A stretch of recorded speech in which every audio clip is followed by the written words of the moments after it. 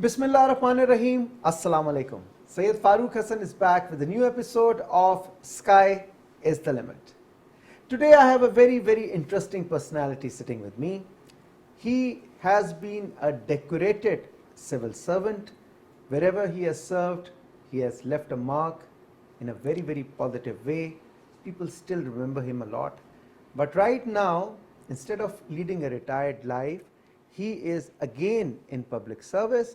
He is serving in the Pakistan Information Commission as the Chief Information Commissioner. Now, what does Pakistan Information Commission do? What are the terms of reference? What is the contribution to the society? We will all learn about that in a bit. But before that, let me introduce you to Mr. Shoaib Siddiqui. Assalamu alaikum, Shoaib bhai. Walaikum salam. What a pleasure. Thank you very much for giving time. Pleasure is mine. I have been interacting with Shoaib bhai since he was Commissioner Karachi, and he's such a popular name. He did a lot for the arts, for the city as an administrator, and that's when my interaction started with him. But obviously, his service, his contribution to Pakistan started way long back. So we're gonna dig out his early childhood and his contributions and his career as a civil servant right now in conversation with Mr. Shoaib Siddiqui. Shoaib bhai, where did it all start? Where were you born? How was your early childhood? Which school did you go to? Well, FAROOQ Saab, first of all, let me thank you for giving me this opportunity and using very kind words for me. I really appreciate that. I was born in Rawalpindi, and then my parents were, since they went to Karachi, my initial 3 year of education took place in Karachi. Okay. The fourth year, my father was posted in Ministry of Education, Islamabad. That was 1967 December. Okay. And 68 we were in Islamabad, and very ace and pioneer school of Islamabad. That was Islamabad Model School near your former covered bazaar. Yes. Sector G63. Yeah. I studied there. Okay. And till class 10. Okay. And luckily when we reached class 10, that was converted into an intermediate college. Okay. So I studied till class 12 over there. In this Islamabad Model College. Model College. So basically, first of all, my first question is that most of the people relate you with Karachi. They all think that you hail from Karachi and you studied there and you lived there all your life.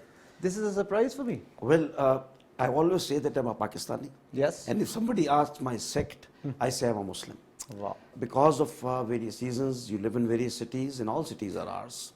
All places are ours. And most of my life has been spent in Islamabad. But incidentally, in 1992, I was posted to Sindh. And probably there is no other civil servant on record. 24 years straight stay in Sindh, in Karachi, in various capacities. So you don't find, you are a friend of many civil servants, senior and junior. You won't find any other example like that. 24 straight years in one province. Okay. In one city. In one city. That's a record, and on different positions, of on course. Different, obviously. Okay. So Islamabad Model College, it's government, public sector. Sort of, with an autonomous structure also, board of governors. Okay. But very inspiring institution. Okay. The teachers were dedicated. There was no concept of tuitions. Okay. They used to build their personality. They used to build our personality. And one small example, my handwriting was not weak, but I've been performing well. So they always thought that I would be doing well in the board exams. Okay. So my Urdu teacher, and I was also fond of sports. So when I wanted to get into the cricket team, he made a condition that unless you improve your handwriting, I won't get into the cricket team. So for that, you had to improve your handwriting. Some sort of improvement, yes. So initial days, like your nursery and your early, who had the most influence on you? How many siblings are you? Well, we were rather 3 brothers and 1 sister. Unfortunately, I lost my younger sister in 2020. I'm sorry. Which is a great tragedy. May Allah bless her soul. So 2 brothers are mashallah. And you are number one? I'm number one. You're the eldest. So a lot of responsibility on your shoulders, being the elder brother, big brother. And obviously you had to learn everything on your own because no one to guide you. Usually the elder brothers guide the younger ones that, okay, you take this route or you do.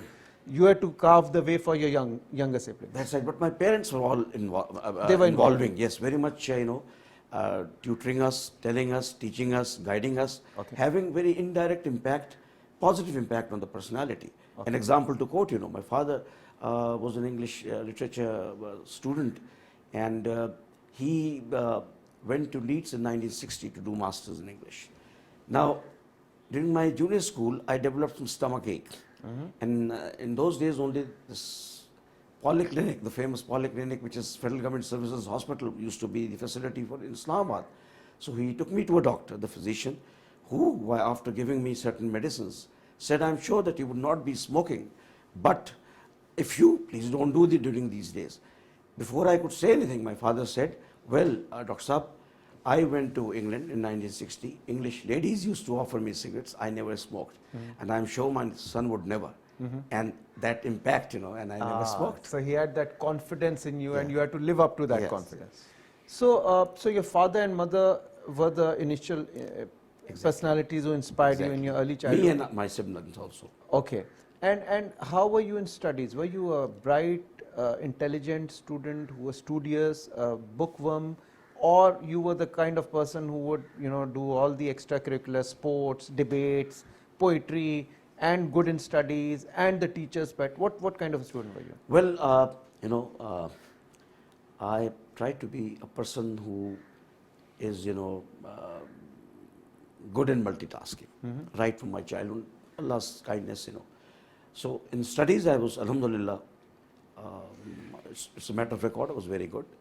In my report books of class 4, 5, my principal used to write, I'm proud of you, son. Wow. Those such encouraging remarks. Those report cards are still with me.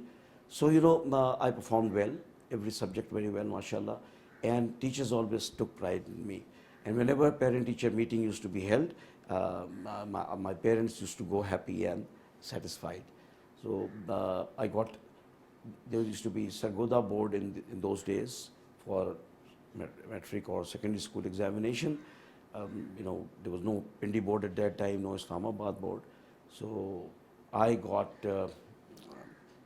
80% marks in the. Okay, and in those days, 80% was. Yes. Okay. And in FSC, I got 3rd position. Mashallah. And maths was my strong subject. Maths was your strong. I got 199 out of 200, and I was thinking where the examiner cut my 1 mark. And what about sports? Did you pursue your cricket dream? Like, did you ever get to play first class, or did you ever pursue it seriously? Not that much, but our school always tried to develop a balanced personality. So we used to have evening games. We used to have regular sports, hockey, cricket. I used to play that, table tennis obviously, alongside studies, sports activities plus extracurricular activities, which I learned that are not extracurricular, they are co-curricular activities primarily. Debates, recitations, poetry, and drama, and other such things. So you were active in that Yes. also. Yeah, I can see that your contribution towards arts, you yourself are an art lover, and you're very fond of poetry and all. So that's where it comes from, right from initial school college. One thing, when I was going through your detailed profile, I know you, as a senior, as a mentor, but when I went through it, I noticed that you've done LLM, you've done MBA, you've done engineering. I think the only field left was medicine. I think probably, and I'm sure you would have picked that up also with the years of experience under your belt. But what prompted you to be such a multitasker to do all these fields? And above all, you did civil services. You passed civil services exam and you came into civil services. Initially, if you remember, because might be at your time system would have changed. At our times in class 9, the students had to decide whether they would like to pick up arts, Pre-engineering, pre-medical or arts, yes. So my dream was for picking up pre-medical.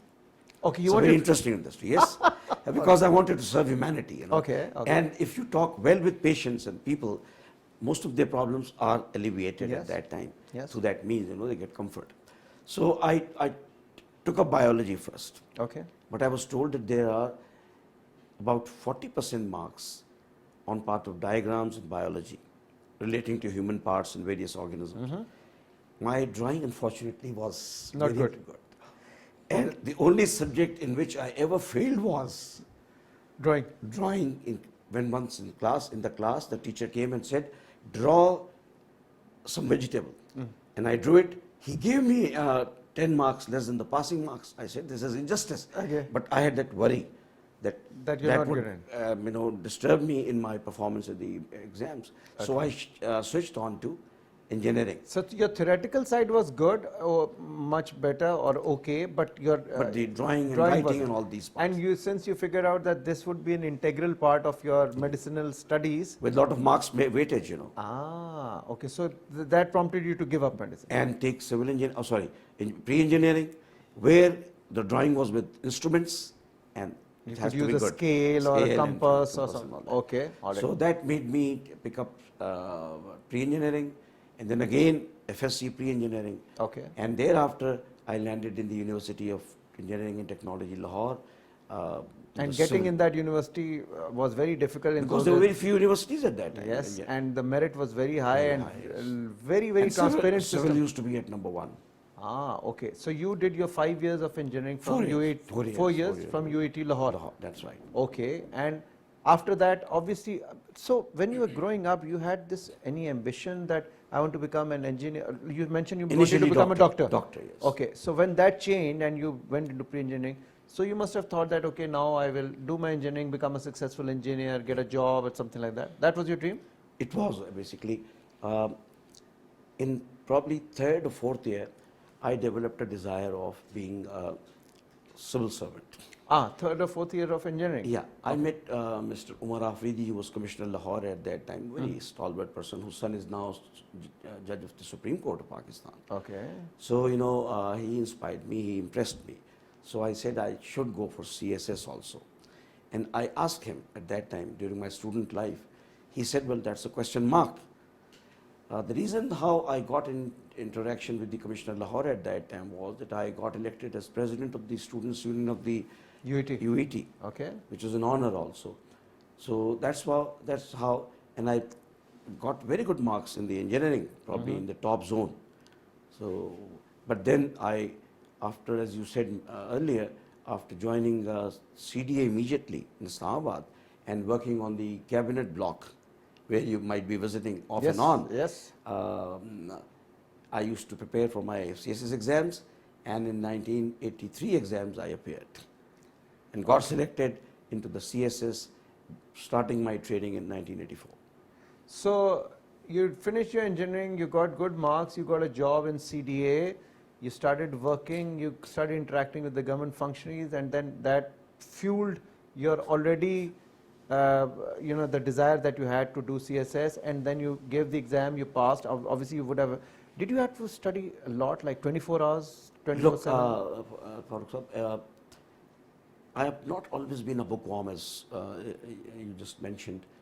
I used to understand, pick up and try to build things on my own. Okay. So didn't have to work much hard, doing official work, visiting site, supervising the site, but at the same time, finding time to read. And Allah was kind, and I was able to do it. Not much of hard work. So is this a myth when they say that, at least for 6 to 7 months, you have to study, you can only get 3 hours of sleep and you have to study 24/7? Is that I don't think that's the right approach. That's the right approach. It is an examination of English primarily, Yes. written English. So if you are good in writing English, analytical English, then I believe 40% preparation is done. Okay. Okay. And then, as an engineer, this is my feeling, not as any bias for my profession, earlier education and profession. An engineer during his education develops an analytical mind because of maths, because of many other analytical situations. So that also helps you. So when I was, in the process of preparing for the exams, the reason which were 2-3 reasons why I did that was that I thought that as an engineer, I would be able to perform in a more objective and better manner, tactical manner in the civil service. Okay. Number 2, as an engineer, I would have fetched a lot of petrodollars by moving to Saudi Arabia or America, which many of my class fellows did, but still there, they couldn't come back. I decided to be within Pakistan. With Pakistan. Particularly, I wanted to be with my people, and more so with my parents, because you get parents once in a lifetime. Yes. So I didn't want to be away, and when they were not And well. your father was a government servant also? Yes, he retired as a very senior joint secretary in the Ministry of Education. Was he in any way instrumental in bringing you towards civil services? Not at all. He always said one thing: choose your own, and he never objected to it. Because after 4 years of education, my mother said, "Well, you're again going to an academy." My father said, "Let him explore his own world." So I got that encouragement from the parents. Okay. And tell me one thing. When you had joined civil services, you were an engineer by profession. Yes. So are you trying to say that you got enough time with all the hectic work that you did your LLM and MBA? This happened during my service. Okay. There's a prophet saying, "You learn from the womb to the grave, mother's womb to the grave." And it is always good to diversify your education. In 1989-90, I competed for the British Council scholarship. I got selected. Chevening scholarship? It was not Chevening at that time. Okay. So it was a competitive examination, and because of that, I got a better allowance as compared to other who came through nominations. So I went to the University of Birmingham to do postgraduate diploma in development administration. My performance was good, so I got elevated to the master's program. So I did a master's in development administration also. Oh, wow. Okay. And one interesting thing, during my stay in Diyar-e-Ghayar, I got in UK. Diyar-e-Ghayar, sorry, Diyar-e-Ghayar. I got inspired, and I contested for the post of member postgraduate representative to the faculty, and I got elected. Okay. Then one day there was an election coming up for the university senate, and I got elected. So I don't know any other Pakistani who has ever been to a English university senate. Yeah. So I did that also. But then when I was posted to Karachi, I took up law. Okay. And while being in service, at times as a deputy commissioner controlling mob, and then getting free, going to the university for appearing in the exam. Exactly. So you were a regular student or a private student? Well, yes, a private student. Private student. You studied on your in that manner, I would have compromised on the ethics of the university system. But what prompted you? Because you had done your MBA, you've done your engineering. Why law also? Law. I think knowledge of law makes a person stronger, better performer, and more confident. Okay. Plus, as I narrated the hadith of the Prophet ﷺ, that inspired me. I belong to an educational family, so that prompted me. And obviously those who tutored me made things easy for me, telling me the main points, and I was able to prepare for LLB. Then I got excited. I said I must get into the LLM. I did that. And then I thought there's a 1-year executive MBA program, I should do that. For quite some time I've not been able to register in any discipline. I do intend to. But must have been very hard, like studies and such a tough job at hand, managing both. So that means you are qualified to fight a case in the High Court also. For that you need a license. A license. But I can assure you, on whatever occasions I have in my official capacity appeared before the Sindh High Court or the Supreme Court of Pakistan, I am so thankful to Allah Almighty that very, very senior judges, they complimented my argument, and against a private counsel for the private party, they gave decision on the basis of my arguments and legal points in our favor. Okay. So your first assignment was Assistant Commissioner Islamabad? Very much. That's usually the case, Yes. And then what were the slightly tougher positions that you got in your earlier career? Well, Assistant Commissioner Islamabad was a very challenging assignment. I'm thankful to my trainee deputy commissioners, those who trained me,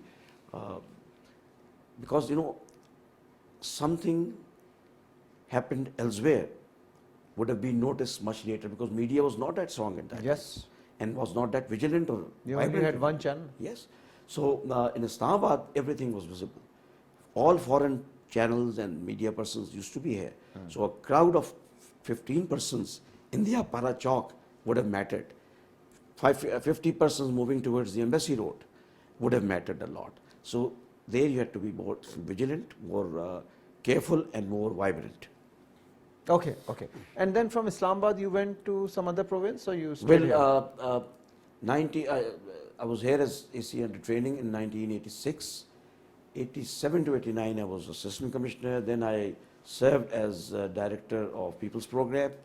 Then sometime in Ministry of Local Government, and then I went to Ministry of Housing and Works. Okay. From where I went on scholarship, 1 year scholarship, And you did your masters? and did my masters in development Came back. administration. Came back. That was in October 91. Till June 92, I was here. Government posted me to province of Sindh. Yeah.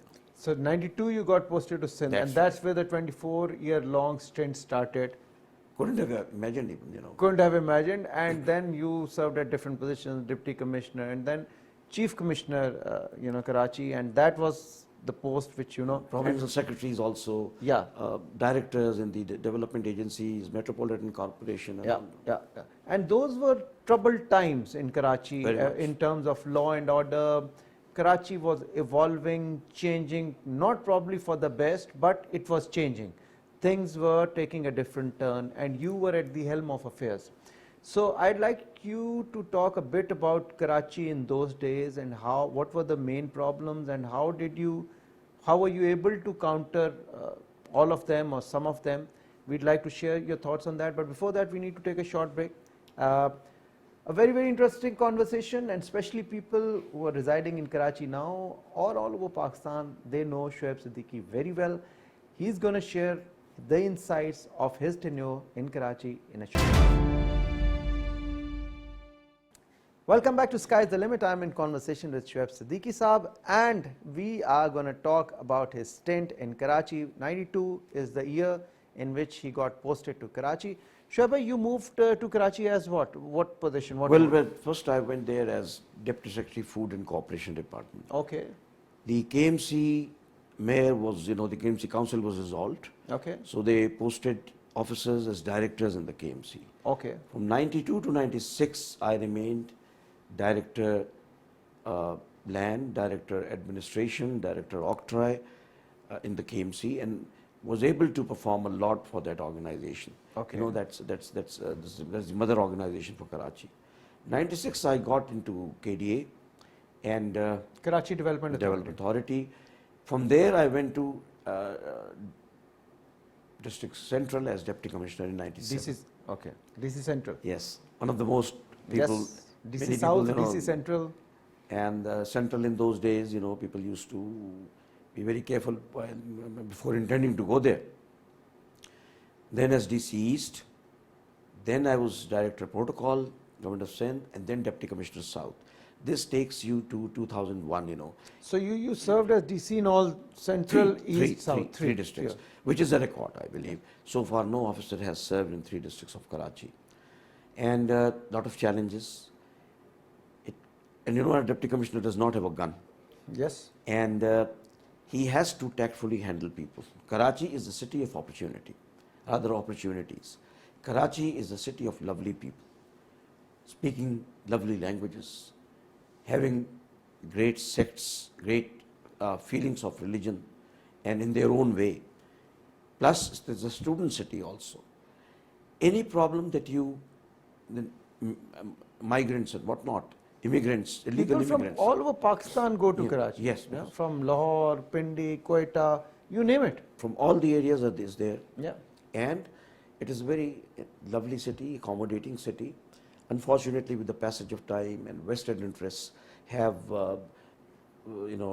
done great damage. Yes, the law and order. Not only to Karachi, but to the economy of Pakistan, to the brotherhood of the people of Pakistan. So it was challenging over there, all sorts of issues.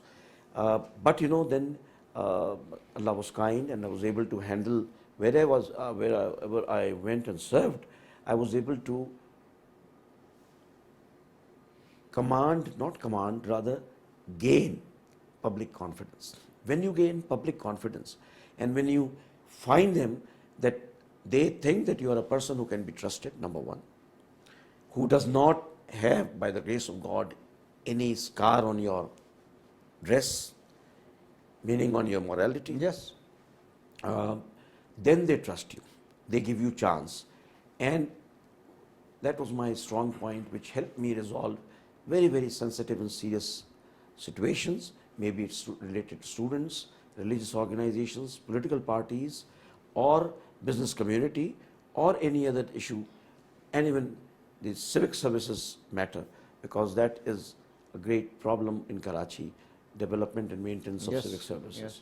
So The infrastructure, I basically. was successful in handling that in whatever, because a deputy commissioner does not have much funds, doesn't have funds at all. His work is to coordinate. He's the chief, he's the administration agent in the district. So I concentrated on collaborating, coordination, and taking along all the organizations through the DC office for the betterment of the people. And that worked. Because in Karachi, that's a multi-agency city.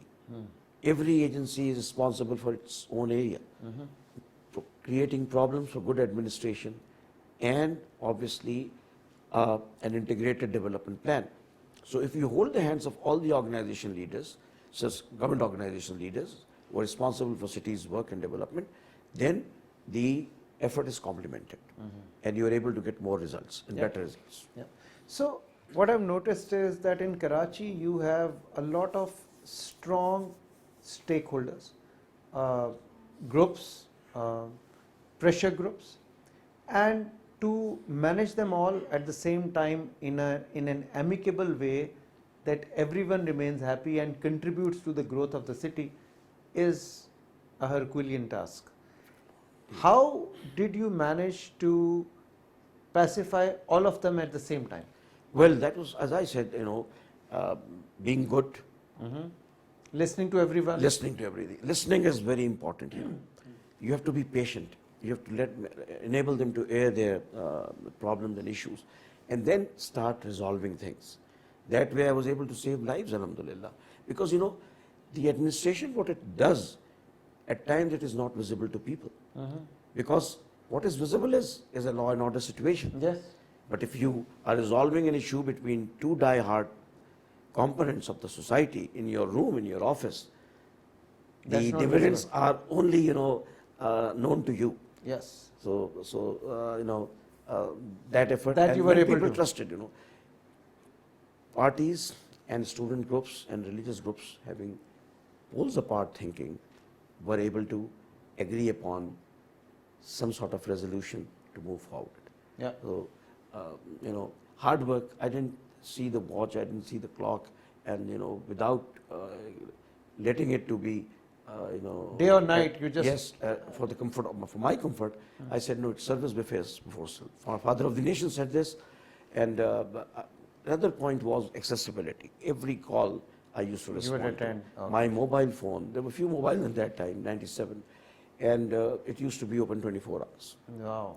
Okay. So accessibility, people had that confidence Yes. that they can approach the chief commissioner and get the issue resolved. My, Liari used to be in District South. Liari is a very vibrant, very, very charged people, politically enlightened people. Yeah. And the ladies are very vocal there.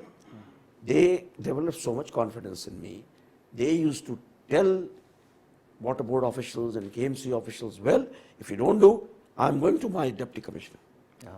I will call him. So, that, And that, you would that is my resolve the strength. issue. That is my asset. That is it. Yes, alhamdulillah. So as you mentioned that, probably you're probably the only bureaucrat till now who has served 24 years straight in Karachi, Sindh, and that's a record. So I'm sure you are very well versed with the actual situation on ground, what exists in Karachi, what are the main issues and all. I'm sure most of them you would have tackled in your tenure and tried to do better. But Karachi still can do much more. It can improvise a lot. Indeed. What do you feel are the main issues which still exist in Karachi? And after having so many years of experience under your belt, what suggestions do you have, or immediate plans or quick kills do you have to close those issues? Well, let me first, acknowledge in just one sentence, but very important, that I must acknowledge the trust, truth, and the confidence people, political parties, student groups, religious organizations, they all reposed in me. The business communities, they may fight with each other, but they used to, listen Trust to you. Okay. my word. So Karachi, as FAROOQ Sahab, I told you in the beginning, is the city of potential. Unmanageable dividends can be taken out of Reaped that from there, yeah. from in the interest of the country, in the Yes. interest of province. But unfortunately, Karachi is an issue. The main issue is of ownership. Ownership is that people have to sincerely and on one point agenda work for the development of Karachi, the relevant organizations, not surpassing one another or sarcastic each other. The best way is to think for development of Karachi and coordinate and collaborate for the development of the city. The potential is great. There are no problems, no issues which cannot be resolved. But this infighting between organizations, trying to conceal things and giving an impression that I am doing better than him or her, that is the main issue which creates problems in Karachi. Resource allocation is, it should be more, but I always believe whatever is available, much can be done. And for that, you have to make it optimum use of resources. This corruption and greed element has to go away wherever it is. Because one, you lose barakat. The other is that the effort is diluted. So, good coordination, good political ownership, and the government of the day must concentrate exclusively, besides all other cities of province, on Karachi. Because Karachi would then be in a position to provide more comfortable environment to the people who come to stay in that city. The business community needs to be encouraged. The issues relating to gas, light, technology, and all these things have to be. But that can only be done when you have an open mind. No vested thinking, no agenda, simply pure way of handling a thing and developing a place not for one person or two persons, but for the entire city. And I must say that Karachi is basically Pakistan. It's a representative Pakistan. It's a mini Pakistan. Yes, absolutely. And I do believe, Shoaib Sahab, that Karachi obviously is the highest contributor towards the total revenue of Pakistan, and as such enjoys a special status.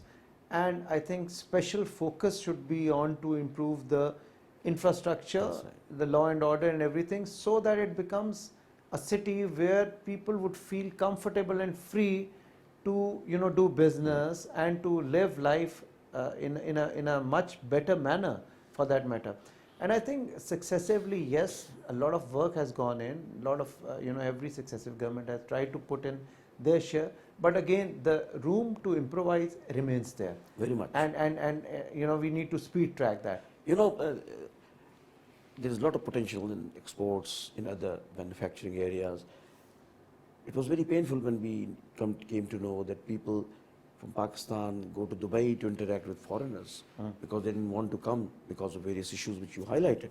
But I must place on record that the governments, whosoever with them I served, may it be the KMC administration, city governments, or the provincial government, they were very kind to me, they listened to me, and I have no instance to quote, and they belong to all the parties on the scene, that they would ever disagree with my suggestion or would ask me to do something wrong.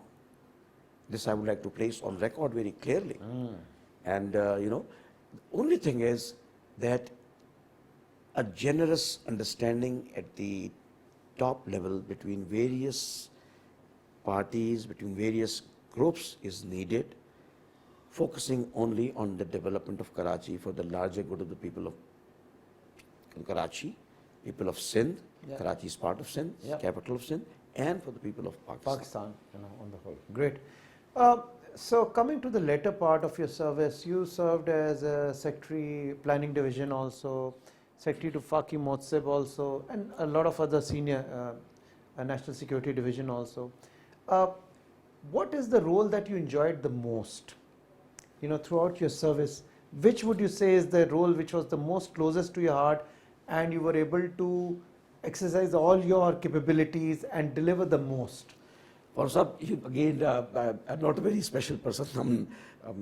Special person is taken as With inverted commas, it's who has some unfortunately Some kind of, he was so specially able. But I must tell you one thing, that I enjoyed each minute of every post. I didn't ask for.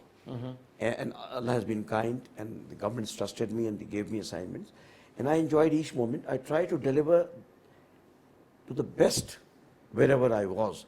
And one thing, no matter which government was in power, I always did my Utmost best. own way of working. The good thing was that they they had confidence in me and they trusted me. They knew that this person is not going to bring in something which is serving his ends or which is wrong. And the other thing, just an example, I was Secretary Livestock and Fisheries in Sindh. And that's a very potential area for development, rural economy and other sorts of sea economy. Blue So, economy, a lot of yes, work is going on that. So I was doing good and I was enjoying that. I didn't ask for the post. I was on a conference in Saudi Arabia, 3-day conference for investments relating to livestock and fisheries, where I was told that I've been transferred. So my transfers have been like this always. Okay. I said, okay, no issue. Without taking you into Without- confidence. I came back and they posted me. They said, we can't have you without posting. So they posted me as Secretary Sports and Youth Affairs, Sindh. Sin. That was a place when I went there, I saw on the board, there were names with senior officers, but people said that they used, it was generally used as a parking place and people would sit and try for the better postings. I said, I don't do that. So I spent 5 straight years over there without and alhamdulillah, both the departments, very crucial and important for Pakistan and for the province and obviously for the country, they were built to a very good capacity, and Chief Minister and the Speaker, they said that the performance of this department in open meetings is praiseworthy. And Wow. those departments are now getting stronger and stronger, doing well. I have contacts with the youth who were scattered all over Sindh. We tried to generate confidence. They still contact me, and that was a very good part. I enjoyed that, having a relationship with the youth, doing something for their advancement. 62% youth country, basically. And Youth sports, culture, promotion of sports. Every district of Sindh, mashallah, has a stadium now. Wow. Okay. So- And I think, I was reading an article where it said that in Sindh, obviously there's still much more need of, playgrounds and, cricket grounds and other sports to engage the youth in positive activities. But a lot of work was done in your tenure also, like a lot of parks, lot of grounds and all the. So that was an intentional effort from your side. Intentional effort, because this and we promoted local sports also, Vanjwatti, Malakhla and all these, and then we promoted visit of our teams to foreign countries also. I was in 1997 as DC Central. You must have heard of Mr. Nusrat Hussain, who used to be president Karachi Cricket Association. Yes. He hosted a reception at his home, where I met Mr. Majid Khan, very favorite cricketer, and stylish. So I was interacting with him. I said that by involving people in sports, my weapon to fight law and order is sports and spreading love. So he said, that's very right. He said that in England, when there's a league match being played, there is less traffic, there is less crime, and People are engaged. People are engaged, and you have a lot of benefits that way. So I concentrated on that. Even when I was deputy commissioner or commissioner, I engaged people in sports, organized competitions, and where enemies would be playing with each other, and developing fighting for the friendship, teams. Yeah, developing great. friendship. And what about football in Liari? The street kids. I used to say, because that's a saying in Liari, don't give them food for one time, at least, but make them play football. The passion is so high. Boxing, donkey cart race. Okay. And Liari have a very special place in my heart. Wow, awesome, great.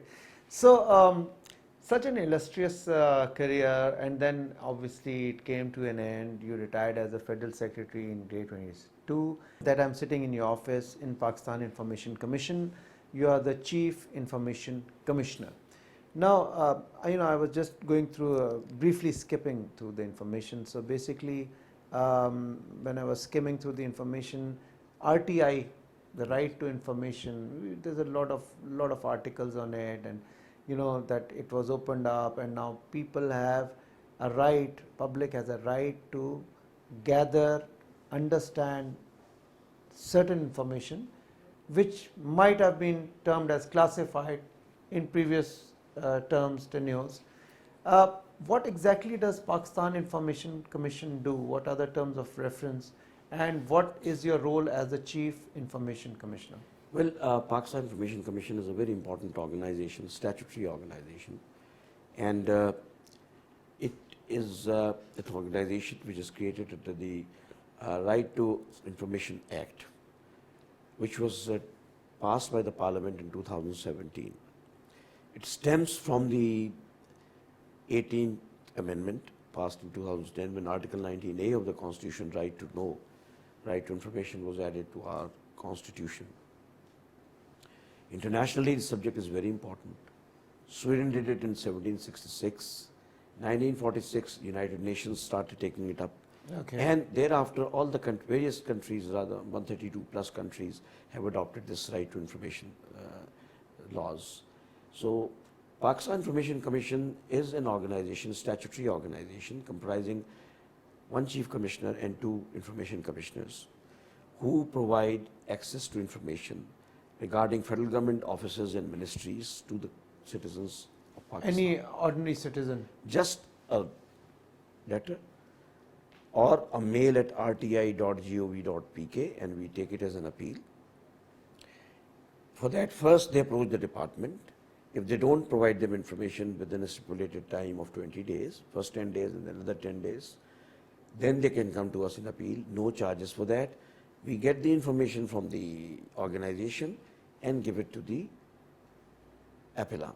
So the organization which refused to give the information to the They are citizen now opening up. are now bound to give you the Yes, information. and we have, through various strategies and ways of working, we have made them more accountable, more responsive. Public bodies are coming forward, they are giving information, but there are certain exceptions, obviously, Yeah. relating to certain information affecting international Classified ties, information. classified information, actual defense matters, and economics and all these things. But those are very few. Information is considered to be sunlight, and it is a disinfectant. Sunlight is a disinfectant, So information, more information you get, less corruption, better governance, participatory government, better democratic institutions. Your elections are coming. If your citizen or your voter is well aware, You will be able to make an informed decision. How many appeals do you get a day? Well, about 8 to 10. The issue is awareness. We are on a mission of awareness. Yes. We are, two very important segments. One, people of Pakistan. The other is the public bodies. So we go for lectures in the training institutions in order to develop a mindset in the officers of the federal government. And at the same time, we are reaching out to press clubs, we are reaching out to various civil society organizations to make people more and more encouraged about this law, and so that they can approach. There is this marked increase in the number of appeals which are coming up. But As still, the information. yes, but still the domain is less. They can ask much more, and that is ultimately good for the organizations. Their performance would improve. Yes, absolutely, because people would be more informed. And I'm sure your program would be aiding and helping the people of the country, as well as those are very dear overseas Pakistanis, yes. diaspora, so as to come forward and ask about things which we can provide information. So your website gives all the information on what It does. information can be Yes. available and what is okay. Great, that's amazing. I think it's a big step. This institution was formed in 2018. 2018. One commission completed its 4-year term in Okay. 2022, And you're we the came second in commissioner. 2023. So I think this is a great step going forward as the world is changing, evolving with a lot of social media and all that presence, and people, the yearning to learn, the desire, the drive to get more awareness would definitely be assisted by this commission, for that matter. And I wish and hope that I everyone makes use believe of it. we are trying to empower people. Yes, absolutely, absolutely. Shoaib bhai, such an amazing career, and you're one of the seasoned bureaucrats. I always look up to you. I consider you as my mentor. What message would you like to give to the youth of Pakistan specifically in these days when there are so many changes? The world, changes globally and locally, and every day it's a new day. There's so much happening. Sometimes the youth get disoriented. What kind of a message, after having served so many years in the government, having picked up so much exposure of different areas of Pakistan, all over Pakistan, what would you like to say? Well, youth is a great power. It's a live wire. It's a source of strength and energy. The West, people in the West, because they have lesser youth population, because of the birth rate. Here, the British Council coined the word youth dividend. Pakistan is enriched with that. Only if we all realize about Capitalize on it. and capitalize on it. Youth of Pakistan, a great segment of our society, very well respected, very well, charged segment of our society. They need to be optimistic. Optimism lies at the bottom of every issue and every problem. Many things happen, political, government level, governance, corruption, many bad things you might be hearing. But they need to think that they belong to this nation, they belong to this country. Whenever I used to get a chance to talk to youth, I used to tell them, instead of complaining that the VVIP is moving in such a big cavalcade, think you are a VIP. The day you start thinking that you are a VIP, for your father, for your mother, for your siblings, for your family, for your people in the surroundings, for your teachers, you are a VIP. You start developing that feeling, you're a VIP, and start contributing in the society. Don't get disgruntled by various issues and various problems. You have to perform, because time flies. One day we were youth now. Now we are at the, which stage of our life. But you have a future. Your children have a future. Wherever you go, your identity of Pakistan will remain with you. Yes. And if you perform good in America or England or anywhere, that would add to the name of the country. But in the country you have to perform.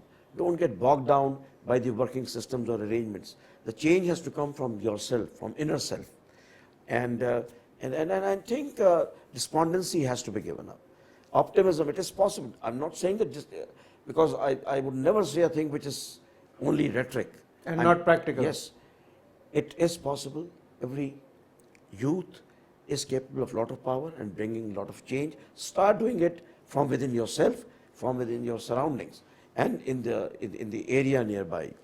Contribute to the society, and you can do a lot and you can do wonders. But please never ever get hopeless or distressed. Things would improve. Pakistan depends on you. This country's flag's height depends on you. Absolutely. Thank you very much, Shoaib bhai, and you rightly pointed out that this country, Pakistan, is our identity. Whatever we are, whatever you are, whatever I am, we are all because of our country, and we all represent Pakistan, and we should never forget that. Whatever Pakistan has given us is obviously beyond whatever any of us deserved. Indeed. And there comes a time when you decide to repay. So this is one form of repayment, that you serve the country in a way that you make it proud. Ladies and gentlemen, with this we come to the end of this episode of Sky's the Limit. It was a pleasure talking to Shoaib bhai. Thank you once again. Thank you very much. It was an honor. Thank you. Keep on serving Pakistan, and I wish that the youth of Pakistan also, as what Shoaib bhai said, takes pride in our identity, in our country, and works for the betterment of Pakistan. Till we meet again, Allah Hafiz.